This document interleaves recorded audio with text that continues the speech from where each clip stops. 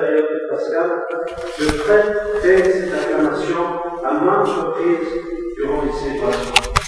Les orthodoxes se saluent ainsi: le Christ est ressuscité, et on répond: en vérité, il est ressuscité. Ce n'est pas un simple mot ou une simple salutation, c'est le sens de tout notre espoir, de tout l'amour que Dieu a pour toute l'humanité. Saint Séraphin de Sarov, un grand saint de la tradition orthodoxe, qui est connu aussi dans le monde entier, il y a cet entretien de notre philosophe, où nous voyons cette description que son visage était réellement éclatant de lumière, et que cette lumière s'est transmise à celui qui l'écoutait. Et nous pouvons être marqués par cette phrase que saint Séraphin répétait souvent: le Christ est ressuscité, ô ma joie. Pour revenir sur le thème choisi pour cette semaine de l'unité des chrétiens, crois-tu cela? Se place pour nous lors de la fête de la résurrection de Lazare, qui est célébrée le samedi avant les rameaux, donc la semaine avant Pâques. L'événement que commémore ce samedi de Lazare, de la résurrection de Lazare, cet événement est si chargé de sens. Il est mystérieusement lié à la résurrection du Christ lui-même. Il joue par rapport à celle-ci le rôle de prophétie en âme. On pourrait dire que Lazare ressuscité nous est présenté au seuil des fêtes de Pâques comme le précurseur de Jésus-Christ, vainqueur de la mort. De même que Jean-Baptiste était à la veille de la théophanie le précurseur du Messie qui allait être révélé. Par cela, c'est la préfiguration et la confirmation de la résurrection universelle. Victoire sur la mort et sur la corruption. Le miracle accompli par Jésus à Béthanie dépasse tous les miracles que les saintes Écritures nous ont transmis. Le Christ vient délivrer l'homme de la mort, mais aussi pour le guérir de la corruption. Lui qui est incorruptible, puisqu'il est sans péché. Dieu s'est fait pleinement homme, fait avec les têtes jusqu'à la mort. Seul le péché et la corruption n'ont pu l'atteindre. Lazare reste, si vous vous souvenez, un jour de plus que le maître dans la mort. Ce quatrième jour montre justement cette corruption. On dit qu'il sent déjà. Jésus, lui, reste enseveli 3 jours en mort. Car lui seul accomplit le signe de Jonas, englouti 3 jours et 3 nuits sous les eaux dans le monstre marin. Seul le Christ est saint. Lui seul est en dehors de la corruption. Lui seul peut arracher le genre humain à la mort et le libérer de la corruption. Nous avons à travers ce récit la manifestation de la Trinité au tombeau de Lazare. En effet, lorsque Jésus se trouve devant le cadavre enseveli, il adresse une prière au Père. Par ces mots, il manifeste qu'il agit toujours en accord avec lui, envoyé par lui. D'une voix forte, Le Christ appelle Lazare hors du tombeau. Lazare, sort. De même que le Verbe créateur, en accord avec le Père et l'Esprit, avait créé l'homme par la parole, en Genèse, au chapitre 1, verset 26.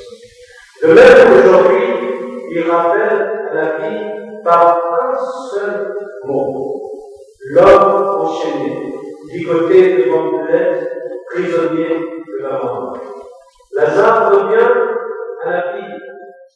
Le souffle de Dieu anime de nouveau son corps, comme pour Adam au premier jour de la création. Je cite, Dieu insuffla dans ses narines une haleine de vie et l'homme devint un être vivant. En Genèse 2, verset 7. Et il n'y a pas de vie sans le Saint-Esprit. Chaque fois que Dieu agit dans le monde, il manifeste la Trinité indivisible.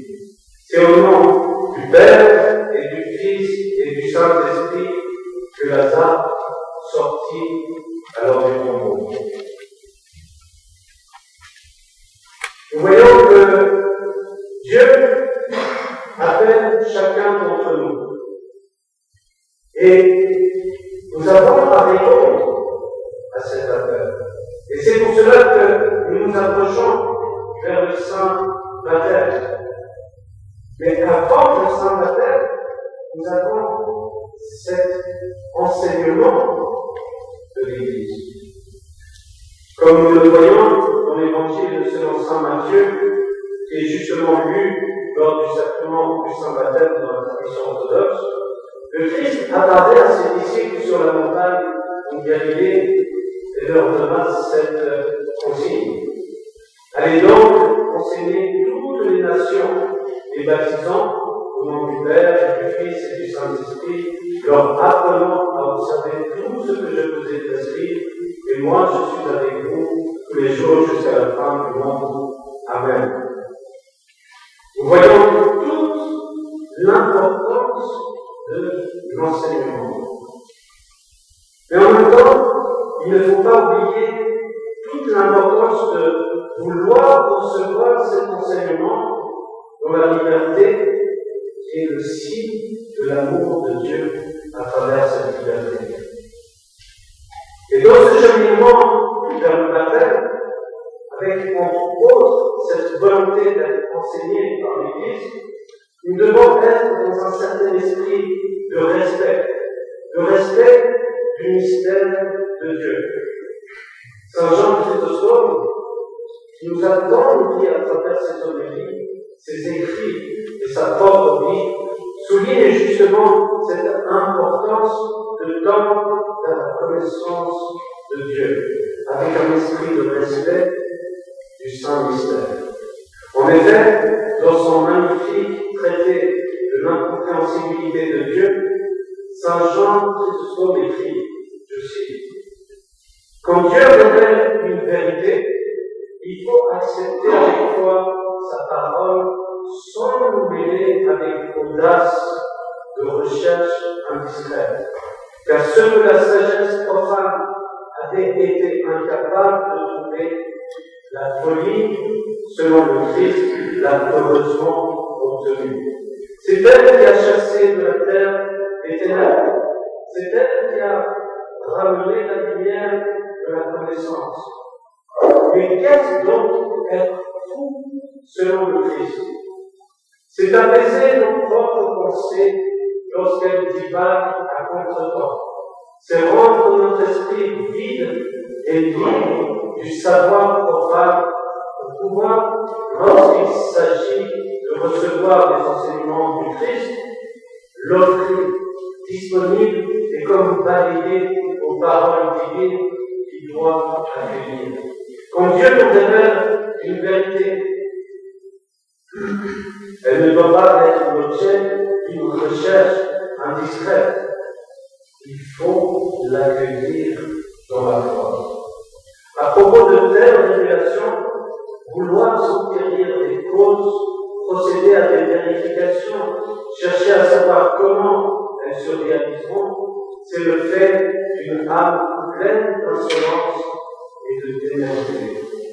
Lorsque Dieu parle, il ne faut pas mettre en jeu des raisonnements, ni prétexter l'enchaînement des causes, ou la loi inévitable de la nature, ni rien de tel, puisque la force de la parole divine est supérieure à tout cela et n'est arrêtée par aucun obstacle.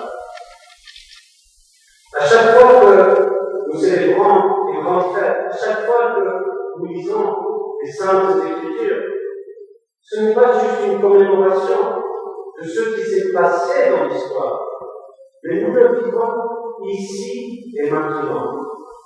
Et cette question du Christ à Marthe, crois-tu cela, s'adresse à chacun d'entre nous.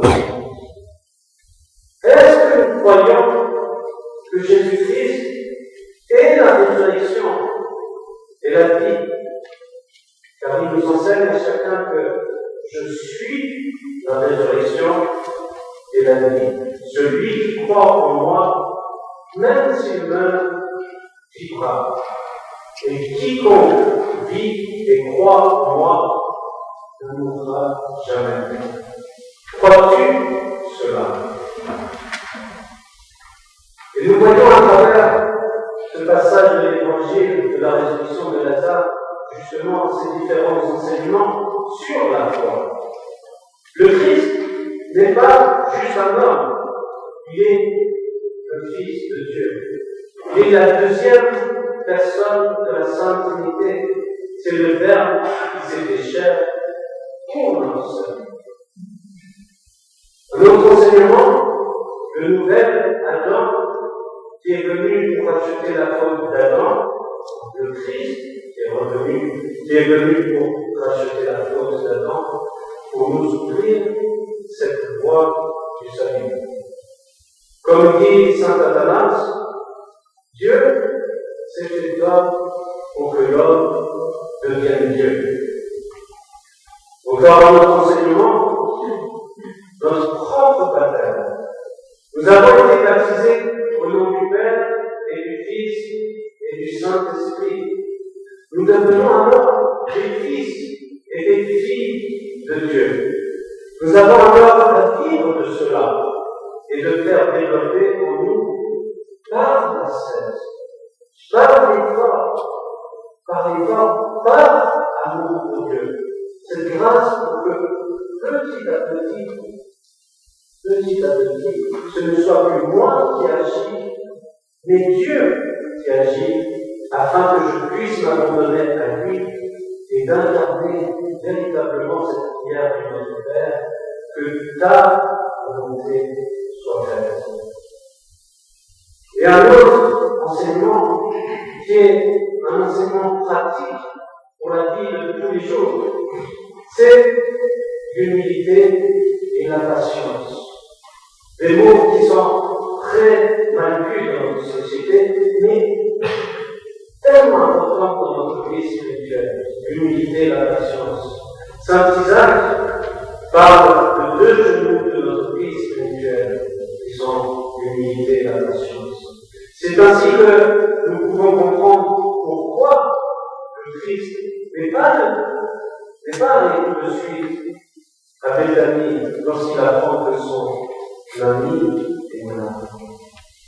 Alors, osons laisser Dieu agir dans nos vies, ayant confiance que Dieu nous aide, que chaque chose que Dieu nous donne est meilleure que ce que moi je veux.